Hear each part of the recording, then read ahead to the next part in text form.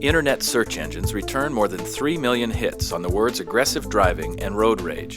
These terms emerged in the 90s to describe a serious problem on our roadways. Drivers believed unsafe driving was a major personal threat to them and their families. They feared for their own safety, maybe more than they feared impaired drivers. Much like DUI, aggressive driving started to become a separate enforcement issue.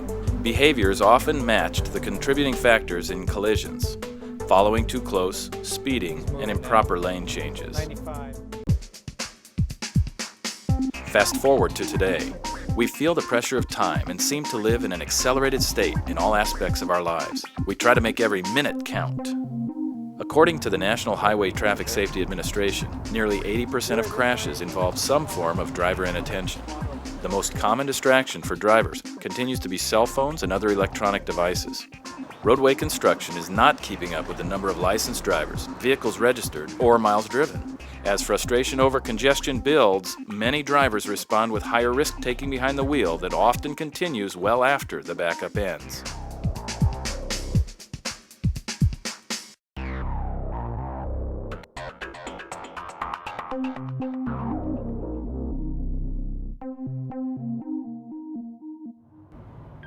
Aggressive driving isn't slowing down. Vehicles can give drivers the feeling of being unidentifiable on the road. Lane number 1. Wow, he points his finger like a gun at that guy. Nobody knows who you are. You can make hand gestures. You can do whatever you want until you get caught, obviously. I guess when you're in your car, that's one place where you actually have a little power, like you're the master of the universe for that 8 square feet or whatever it is that's in the car. And he was flashing his lights at me to get over and everything else, and I thought to myself, why would I want to get over? Because I'm not breaking the law. I'm in the carpool lane and he's a single guy trying to get in front of us, So how do we influence driver behavior? The response is a combination of enforcement, education, and assistance. 92.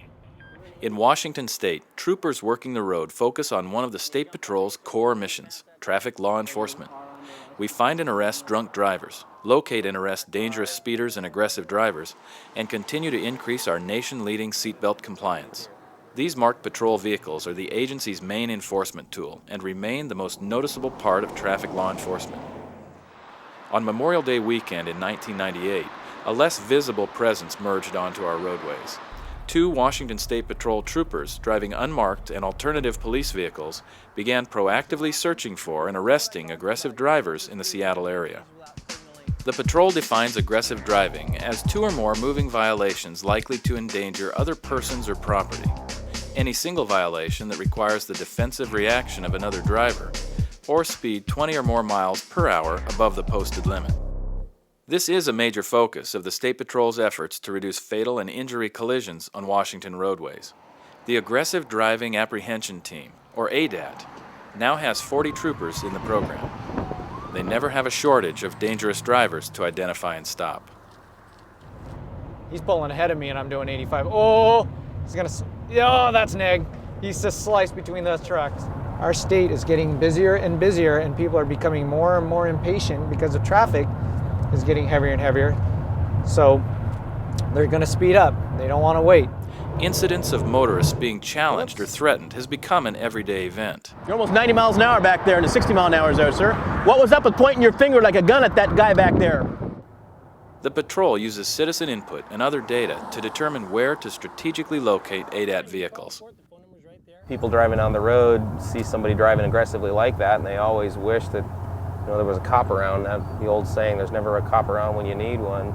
Well, this is the cop that's around, and he's watching it happen, and he's able to pull those people over. The Washington State Patrol has also developed a new resource for citizens to report where they feel aggressive drivers are endangering our roadways. The State Patrol has developed an aggressive driving web page. So if you see aggressive driving, you can't safely call 911 at the time, you can go home, click on the State Patrol website, go to the aggressive driving button at the bottom. From there, fill out all the pertinent information: the vehicle license plate, the vehicle type, where the violations occurred, and what you saw happen. From there, the district will then contact you with follow-up information. The website gets close to 1,500 reports annually, and calls received by 911 radio operators number 15,000. Unmarked ADAT vehicles represent only 6% of the total troopers on the road. Yet this group makes nearly 1/4 of the aggressive driver stops statewide. I get to focus on the people that are 20 plus miles an hour over the speed limit. They know that they're speeding, and to be quite frank, they don't seem to care. Targeted enforcement not only makes our roads safer, but can lead to further citations and arrests. Okay, so what we have here is 95 and a 60, $276. She has no insurance in the vehicle, it's $538. And then she has no driver's license with identification, another $538. Total is $1,352. This is a new type of traffic law enforcement, utilizing unconventional, unmarked patrol vehicles to stop aggressive drivers. What we expect is for the public to pull to the right safely, as they always do, make their head check, get over safely. And what the public can expect is to see a fully uniformed trooper step out of that vehicle. ADAT's ability to blend in with other motorists can also have an effect on criminal activity. Since most criminals drive to and from their illegal actions, what starts as a stop for unsafe driving can reveal all kinds of non-traffic offenses. Hand me the pipe right now, please. Did you smoke this pipe today?